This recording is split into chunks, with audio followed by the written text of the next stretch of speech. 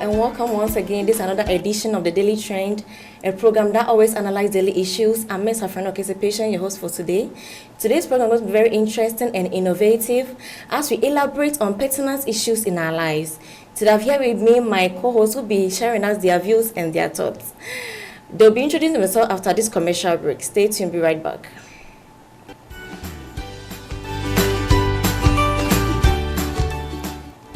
Hello, welcome back. Today is going to be very interesting as we elaborate on pertinent issues. Today we are going to talk about power, religion, and politics. It's going to be very, very interesting. I have here with me on my left, My name is Anto Edward Jr. and Miss Alexandrine. Alexandrine Hans. Thank you. Today we are starting with power. Miss Alexandrine, when you talk about power, what do you think about it? Talking about religion and politics. Yeah. Religion is really difficult to define and also politics, but we know that it's the belief in a worship of supernatural or superhuman controlling power and in God of gods. Even everybody know who is believing, and it can be a set of belief in causes, nature, any things that people in faith of. Okay, Mr. Edward, power. All right, when we say power is actually the ability or the capacity one has to influence others' behaviors.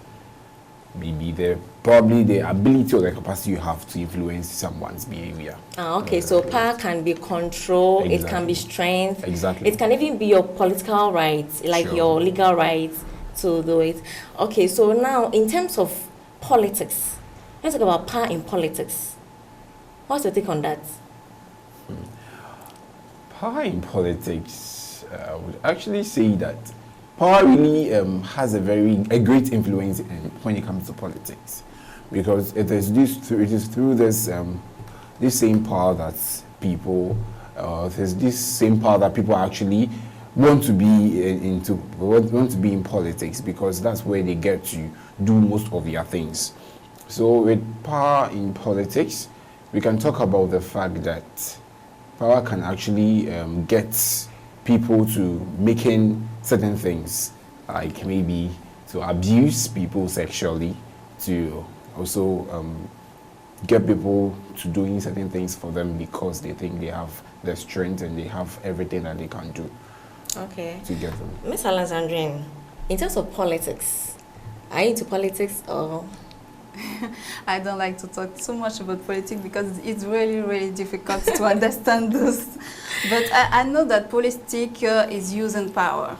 Okay. And maybe in the beginning of the politics, it's just a way to control and to govern a people, to give the best way that people can work together in the society. But after that, politics are using power to do many things. And talking about legitimate or not, Okay. we're talking about everything. And it's really important that politics are using information too. Information to control the society, to control themselves, to control some objective that they want to achieve. Okay, so meaning our political leaders, for instance, let's say our member of parliament, our presidents, they use power to control people. Of course, they are using power to control people. At the moment that they have the power to put the law, to achieve some things to the government, and at the moment that they are having the power to give the decision in the name of all people, yes, they can use it. Okay, Yes, Mr. exactly. Edward, Mr. Alexandrine says that politicians also use power to control people. But what about our religious leaders? Are they also not inclusive? Yes, but before I will actually Okay. tackle this, would like to add something small to what Miss Alexandrine said. Yes, power, you talk about political leaders using power, abusing power, or probably using their little power to get something for themselves or to achieve their own something that they've set for themselves. Yes, Okay. we can talk about coercive power, the type of it's one of the types of power. Yes, coercive power. That's using threat or probably punishment to get exactly what you want to. So when we talk about this, people really don't take that into consideration, but they think that as much as I've gotten to that position, I've gotten that power, that is it. But religious leaders equally use power. Okay, so as you were saying, from your point of view, we have compliance, as in the coercive power. Yes. You urge someone to do things that is not their will. You use the threat form. Oh, okay. To actually get somebody on board to do we something also for have power you. redeem. That's when, if you get yourself into a group, Sure. because of your charisma, you tend to control people. Yeah. If you get me. Yeah, exactly. People really control people because they are redeemed. They are power redeemed. So they tend to control others. Exactly. Yes, that is mostly when people have this kind of inbuilt, or probably they have the ability to do something. Yeah, the capacity. That actually brings us back to the definition of power. The capacity to do something, the charisma, everything. They tend to, especially when they are spoken confident, they tend to actually suppress or more or less like be the dominating type exactly in all the situations they find themselves. Mr. Lavandrin, we have reward power. That's when you intend, you tell someone to do something for you, and then you intend rewarding the person after that. How do you see it? So should you always give something to people because of what the person did? It depends on the goal you want to achieve. Okay. And unfortunately, most people are using it in our society today in Africa. We reward many times guys to achieve a goal. And it's good that you mentioned that before, to not have to use this type of power. We need to have a charismatic power. And when you are a charismatic person, you can achieve a goal by inspiring people. And I think this is the best way to use power. Exactly. That actually brings us to some remedies to solving probably some remedies that we can actually use to bring down the abuse of power. And then we have something like leadership training, because if they actually undergo leadership training, there are certain things that you'll be told that this is how you're supposed to use power. Yeah, sure. Because people intend abusing the power that they have. Exactly. Because of their position. Thank you very much. They tend to abuse it. So undergoing all these processes, you get to know that this is what I'm supposed to do. This is what I'm supposed to use power for. You really misuse the power. You get it. So that's one of the things that we need to actually take into consideration, remedying this problem. And then to talk of support system. The support system too, we can talk about the fact that maybe if because of the maltreatment, probably in a company, the maltreatment of an employee, the person feels isolated and not ready to actually even affect productivity in the company. But because of that, the person actually stays home, does not even come to work. But that is not the best, regardless of the person's fault or probably the person's mistakes. You need to actually help the person in order to feel some kind of sense of belonging. Do you know something? I agree with you on that. But you know, at times, because of their expertise, because I'm expert in this, I tend to abuse people because I think I'm the only one who has that expert. Let's say in a company, I'm the one who who has the capacity of operating something or doing something that is so exceptional.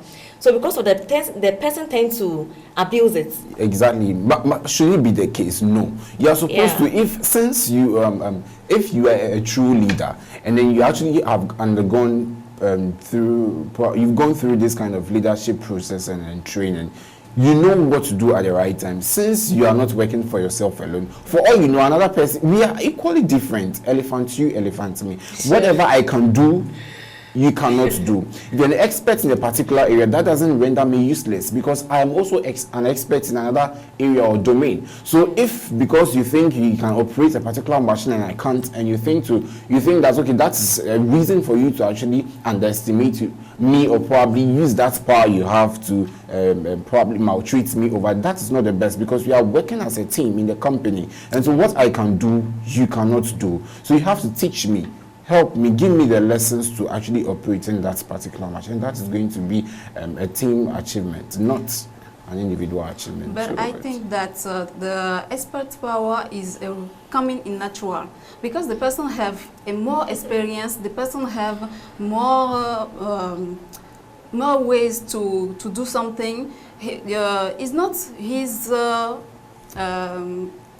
his first things to have this power. We give him this power because of his experiences. Okay. So I think that's it. Yes, it's good to him to know now how to use this power and to make that the team can go together. Sure. Okay, thanks for the clarification there, because I thought you were trying to say that since the person has the expertise, the person can do whatever he or she likes, but you really clarified at the end. Now we talk about influence of religion on society. How does the religion influence society? You know, we are in a society where people are so religious. I have the belief that everybody or every human being on this earth is religious in one way or the other. So how does it affect our society? Ms. Alexandrine. Yes. I think that we need to go to the history. Sure. The history of every human is the key of politics or religions. Okay. And when we come to the history and the way that the society is built, we also know that everything we are using about religion or about society is to the human rights. Okay. So at this moment, we know that the religion and the politics are impacting themselves. Thank you so much. I know you have a lot to give us. Hello, viewers. I hope you're really enjoying this program as I'm enjoying it myself. We are going for a short commercial break. We'll be right back. Stay tuned.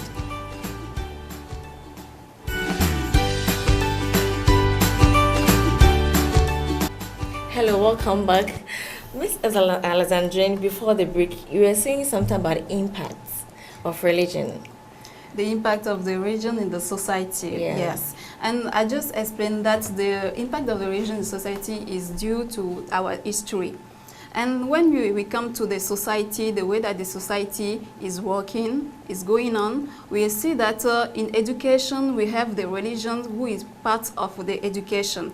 Okay. And we have also the religion who can have a beneficial health mental for people who are working in the society. So religion is almost impacted the society. Okay, Mr. Edward, the influence of religion on society. Okay, yes, my friend here, Miss Alexandrine said, yes, education. When we talk about education, the domain of education, religion actually plays an important role. Because Sure. let's take it to me that, yes, my parents are actually just religious practitioners. They are religious practitioners. And then they go for, usually religious bodies organize religious seminars. And then when they go for these religious seminars, they are being taught certain things, like educative programs and other things. When they come back, they tend to influence their children. They influence their children about certain things, and they tend to, particularly their academic life. When they come back, they impact in them whatever that they've learned during the program or probably on this seminar. They just go there to make all the things very probably in a way that they can just make sure that their children are actually toe into the line or probably something like that. Okay. So for impact, the education particularly. Good. That is it's actually the Okay, case. and you know, we can also talk about intergenerational influence of religion in society. You know, mostly because of our generations, our forefathers, our parents, our grandparents, they also impact on us the religional values. So in terms of that, we learn how to even start charity work. You know, through religion that we learn all those things because they are taught. So they also impact it on us. We also learn about domestic abuse. They are reduced because of the religion education that they give us. and also crime. Because when you are with your grandparents, you still a queen. They tell that no, don't steal it because you start from queens. Later you go to papers in the society. Exactly. Yeah. So they say that once you start from the house, you send it out. Exactly. So mostly they impact it on us. And to add to the crime factor too, you can see that it can be reduced. Religion actually affects that positively. It can be reduced when religious programs are being held, when religious services are being held regularly. It's going to actually bring the youth on board, and the moment they find themselves in religious services, they are not going back to probably in stealing, pilfering, pickpocketing, and all these things. So they are all the things that's actually through religion, it actually reduces. And then we can talk about economy, how it also affects our economical life in the society. Yes, several religious bodies preach charity. They preach charity. What are we supposed to do? It's religious bodies go around specifically on some probably some set days for themselves. Sure. They go around helping, giving alms to the needy and other things, and it actually develops or improves the economical life. People who are on the street are not going to get themselves in any social vices, following peers to stealing or probably pickpocketing somebody, and that is not what the Bible teaches, or their really practices actually teach them. So what it does is it helps boost the economical life and improves everything. Yeah, sure. As you said earlier on crime rates, because of religion and charity, there are thoughts about how to give in the society. And you know, the religion also teach you that don't go and steal, don't go and do this. So in the other way around, it helps reduce crime. Because you go and steal because your religion speaks against that. Because so far I've not come to learn that a religion teaches that stealing is good. Sure. Do you get it? Exactly. So definitely they'll say that, oh, get something to do with your hand. Get something to be busy with your life. So you remain idle and then be doing stuffs that are not good. Exactly. Do you get it? And on the society, sorry, let me just add this. We talk about family relationships. Sure. You see, the moment you accept certain religious practices, you get to know that this is what it is preaching to you. Okay. Right now, you get to know that, yes, you're supposed to stay with your partner. You stay with your partner, you don't go anywhere, you don't practice fornication, you don't practice adultery and all these things. They are all the things that you are being taught. Yeah, and to add, you won't beat your wife. Exactly. Because your religion will speak against that. Exactly. Thank you very much. So it actually it doesn't. Thank you. It doesn't actually bring about domestic violence and all these things that are actually happening in the society. So this religion actually really affects the society positively. Sure. Negatively too. It does. When we are really very religious, we can't live. I know what I'm saying. Because you are afraid of the sin. Exactly. You are afraid for doing something that can be impact the way that the other religious people are seeing you. Exactly.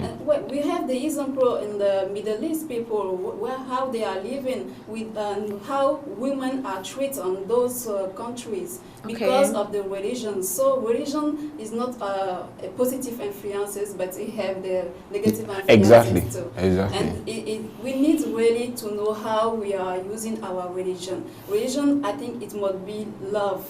Sure. It must be love. That's the key point. And leave the people to do what they are doing for themselves, not turning people against of people because you are in the one religion, you are not in another religion. Exactly. Why? We need to have this common goal. Exactly. And then a respect for each other's religion. Exactly. As you're saying, Sarah, sometimes religion also undermines the rights of women. I'm really interested in that. Yeah, of course, religion is I just have an example. In the Karen, you have some girls that are not supposed to eat, but they are not supposed to eat in the Karen, but they have their menstruation, and she need to eat to through this period. Oh God! But she can't eat because of the religion. How kind of that? Okay. So now, how does this religion also affect or influence politics? since you said it's sometimes undermines the rights of women in some parts of our world, how does religion also affect our politics? Do you think it should be separated? Should it be together? Well, religion affects our politics. Yes, it does. It does affect our politics because it is through that we get to know our right and how to stand for our right. Okay, so now, what role does religion plays in politics? What role does it play? You know, you have public life and private life. When I talk about public life, that is in our society. And when I talk about private life, in my own definition, I'll talk about our religious aspects. You know, what is within definitely will run out into public life. Sure. So can we leave the two together, politics, religion?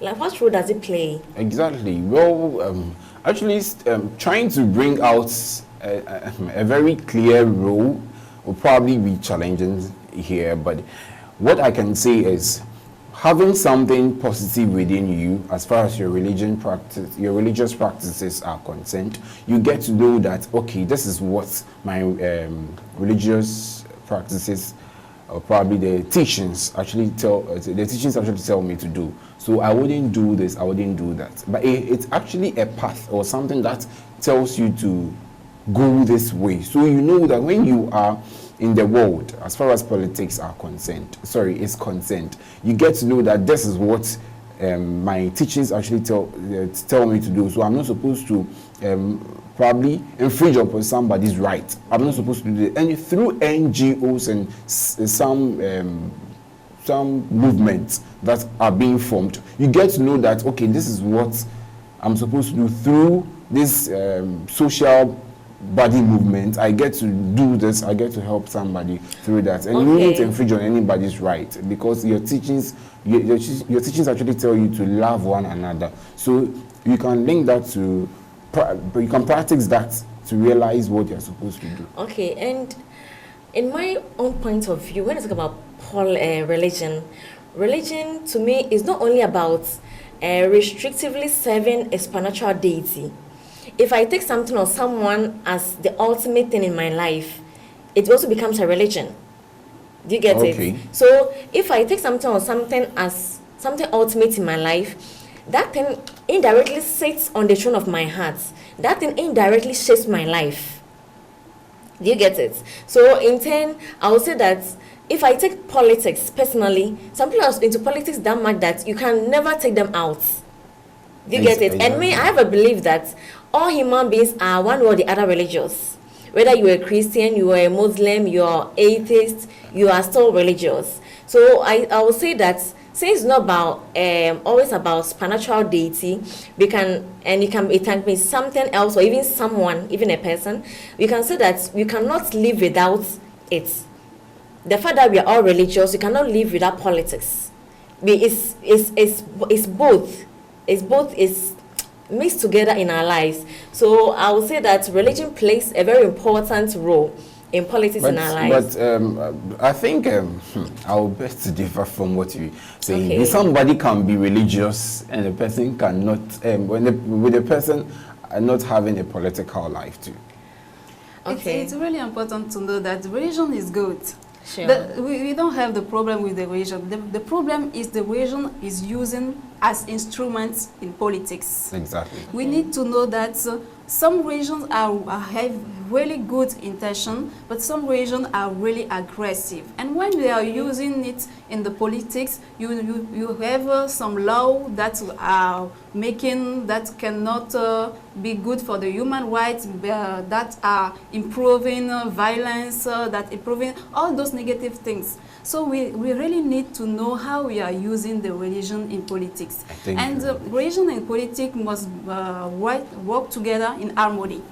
They must work because people and human, we are supposed to know that there's something bigger than us. Exactly. This is so natural parts of the religion. But the religion have also those points that are making human good.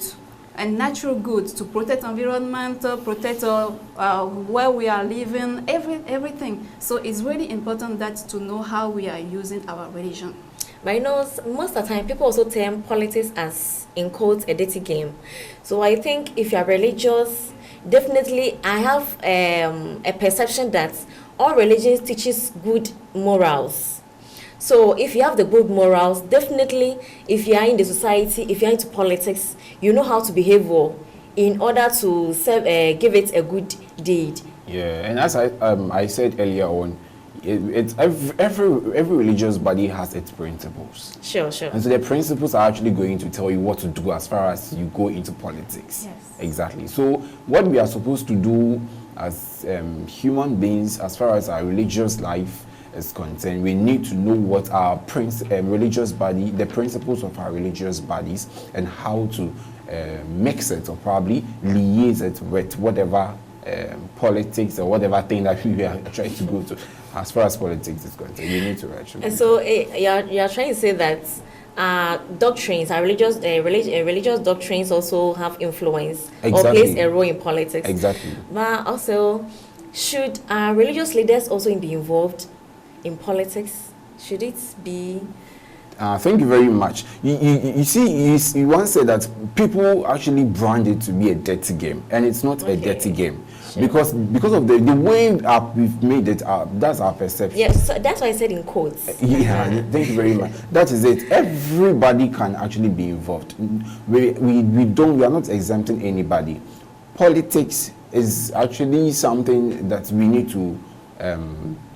Is something that is in the society, and as far as you are in the society, you are part of it.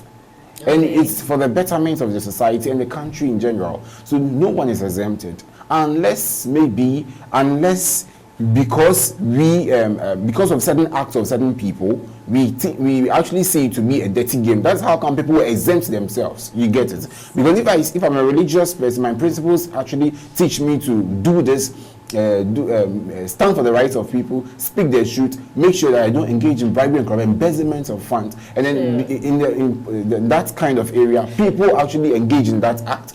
And I'm a man of God. You expect me to be there? I wouldn't be there, of course. Yeah. So that is actually the restrictions there. Okay. But if you're actually told to the right line, I'm sure everyone must be involved. Okay. So Miss Alexandra, your last words. Yes, I think that there's no higher religion than human service. Okay. And every religion must be the best, and religion and politics must work together in harmony and give to the common goal what we are achieve in world and protect environment and human rights. Okay, I also believe that we cannot separate our public self from our private self. So I'll urge all that viewers, as you are in the society, as you are in your religious groups, as you are practicing politics, make sure that love sees all. Make sure that your religious activities and your political activities, there is harmony. It's in line. It shouldn't be against the other. Your religious activities shouldn't be against your political views. Mr. Edward. All right, viewers, I would actually add something little. Let's try our very best to let religion affect our political life positively, the society positively. All right, thank you very much, viewers, for watching another interesting episode of The Daily Trend. Daily Trend, we bring to you nothing but the best, and it is brought to you this and every Tuesday at 8:50 a.m. and 4:15 p.m. You can follow us on social media. On Facebook as The Daily Trend at The Daily Trend TDT, and on Instagram The Daily Trend at The Daily Trend TDT. Thank you very much once again. See you next week.